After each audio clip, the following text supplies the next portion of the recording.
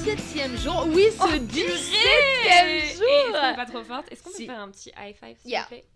Bravo à nous. Oui. Et bravo à vous d'être encore là. Of course. Bienvenue dans ce 17e jour du calendrier de l'Avent de l'édition S'il vous plaît. Et aujourd'hui, on a choisi de vous parler de nos... Oui. C'est compliqué, 17e jour, c'est fou. On a décidé de vous parler de nos autobiographies ou biographies préférées.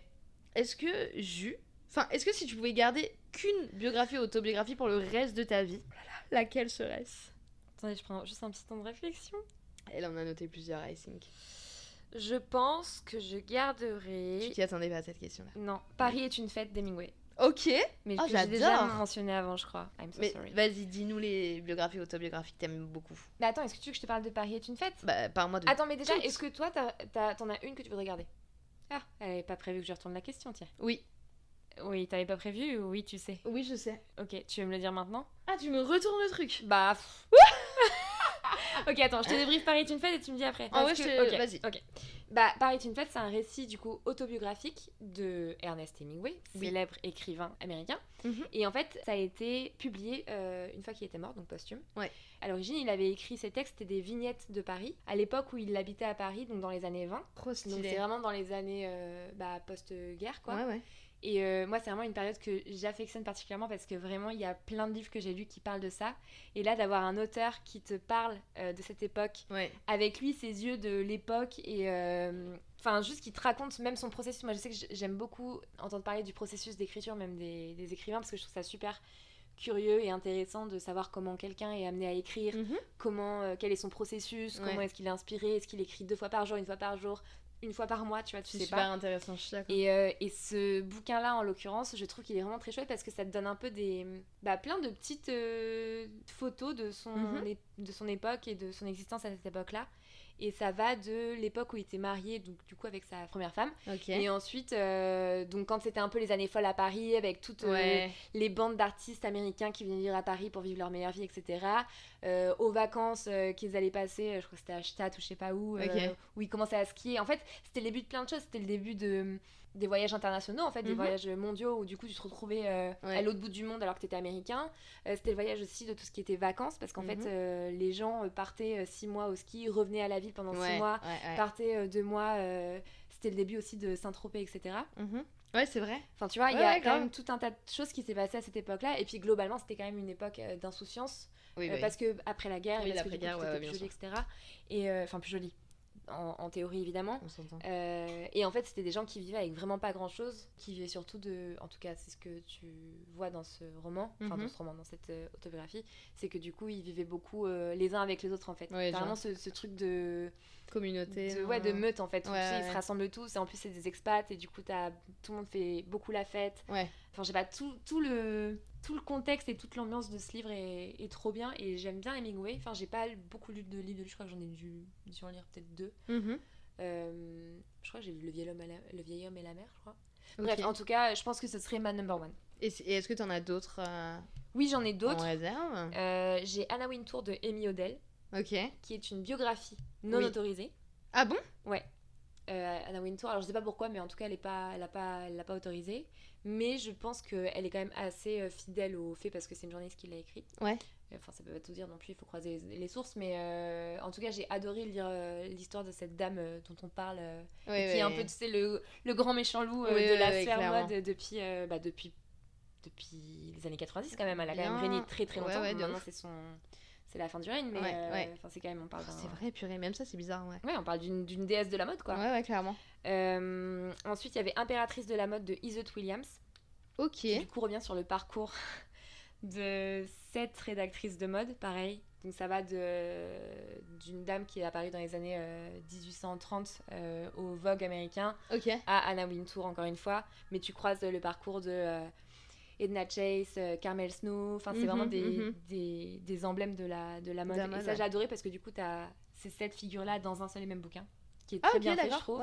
Donc du coup c'est un peu comme si t'avais un petit condensé. J'adore. Tu vois, bien sûr. des pics de carrière et de leur parcours global. Ça doit être bien intéressant. C'est très très cool. Je crois que c'est un de mes trucs préf. Et ensuite j'avais marqué La prochaine fois que tu mordras la poussière de Payanotis Pasco.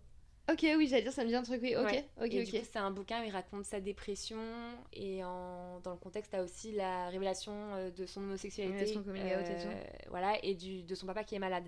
Et son papa avec qui il a une relation un peu compliquée, etc. Okay. Donc c'est un peu un micmac de tout ça. Je crois qu'elle a été vachement, enfin pas controversée, mais il y a beaucoup de gens qui ont dit que c'était un mauvais livre. Ah, parce que moi, alors je l'ai pas lu, mais j'en ai entendu que des bonnes critiques. Moi, mais plus de gens autour de moi qui l'ont lu. Et il y a aussi des gens qui l'ont vu au théâtre.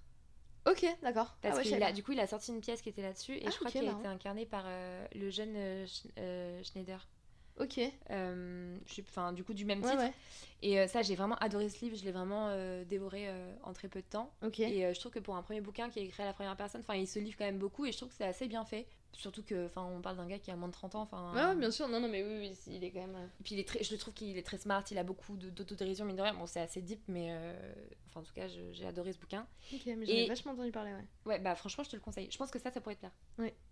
Et ma dernière truc, c'était Profession romancier de Murakami. Ok. Murakami, donc du coup, qui est connu quand même pour pas mal de sagas que je n'ai jamais lu. Genre, je crois que c'est un Q4, je sais plus. En tout cas, il a écrit, c'est quand même un ponte de la littérature. Et du coup, il a écrit un essai. Enfin, c'est marrant parce qu'il est qualifié d'essai, mais en vrai, il parle principalement de lui et de comment est-ce qu'il est amené à devenir écrivain. Ok. Et un peu son processus d'écriture, etc. Donc, je le prends un peu comme autobiographie parce que du coup, c'est vraiment lui, quoi. Et comment il s'appelle, lui ? Murakami. Non, le livre ? Ah, Profession romancier. Ok, d'accord. Ah oui, d'accord, ok. Voilà, donc c'était mon top 5. C'était mon top 18. C'était super. 14 je m'arrête là. De podcast. Attends, maintenant, est-ce que ton top 1 c'est J'ai pas pleuré de Ida Grinspan. Oui, je t'en ai déjà parlé. Ouais, en vrai, c'est un livre qui vraiment, genre... En vrai, il compte de ouf pour moi, vraiment. En fait, pour la petite histoire, j'ai découvert ce livre en 3e au collège, parce qu'on l'a étudié. Et en fait, cette dame est venue ensuite nous faire part de son témoignage, parce qu'en fait, du coup, ça raconte l'histoire d'Ida Grinspan, qui a été déportée à Auschwitz quand elle était adolescente. Et du coup, avant d'être déportée, elle s'est réfugiée dans une famille chez moi, dans les Deux-Sèvres. Et du coup, c'est pour ça qu'elle a fait le tour de cette région-là. Dans les écoles. Dans les écoles, les collèges, etc. Et en fait, je sais pas si... déjà, j'aime beaucoup cette période de l'histoire. J'aime beaucoup, on s'entend. Oui, non, mais ça t'intéresse. Voilà, c'est ça. Et en fait, le fait de l'avoir lu à 15 ans, et du coup à l'âge où... 14 ans même, et du coup à l'âge où elle a été déportée, je trouve que du coup, ça te... tu vois, c'est intense. Voilà, et ensuite, après l'avoir lu, t'as cette dame qui vient et qui te fait son témoignage devant... Non, mais donc elle te raconte l'histoire, en fait. C'est ça, elle te raconte, mais en fait, avec... c'est dur. Tu vois, elle commence son témoignage, elle est debout, après, elle commence à parler de sa mère, tu vois que c'est compliqué, donc elle s'assoit, etc. Mais donc, en gros, le livre raconte donc sa vie, et donc elle raconte sa vie d'enfant juif durant la Seconde Guerre mondiale, et du coup, donc, ça passe par le fait qu'elle se réfugie, donc elle est née à Paris, mais elle se réfugie dans les Deux-Sèvres, dans une famille, et après, elle se fait arrêter par la Gestapo en janvier 44, vraiment tout à la fin de la guerre, hyper frustrant. Elle apprend par une lettre de son père que sa mère et son frère ont été déportés aussi, et donc forcément, vous en doutez, elle va y subir plein de choses, mais c'est raconté très simplement. En fait, c'est que vraiment, même si elle l'a écrit, elle était bien évidemment plus vieille, etc., mais t'as l'impression qu'elle le raconte, du coup, que ce soit dans le livre ou même pendant son témoignage, avec ses yeux de petite fille. Oui, elle est encore là-bas. Ouais, c'est ça. Là-bas. Non, mais c'est ça. Elle a encore tous ses souvenirs, quoi. C'est ça. Et du coup, elle le raconte, t'as l'impression, comme elle le voit, mais du coup, avec des mots très simples et comment elle a pu le ressentir à ce moment-là, donc avec ses mots, en fait, d'enfant, etc. Et donc, elle raconte tout ça, et elle raconte aussi donc, tout ce qu'elle a vécu là-bas, etc. Et du coup, qu'elle vit aussi la marche de la mort. Ouais. Et du coup, qu'elle a été sauvée par une infirmière polonaise qu'elle a retrouvée des années plus tard. Ouais. Des années plus tard et tout. Et donc déjà, je suis fière d'avoir cette biographie signée de cette dame, qui est décédée aujourd'hui. C'est rare. Ouais, et je devais l'avoir une deuxième fois parce qu'elle devait faire un témoignage dans mon lycée et elle a eu des problèmes de santé, etc. quelques temps avant, donc au final, je l'avais pas revue.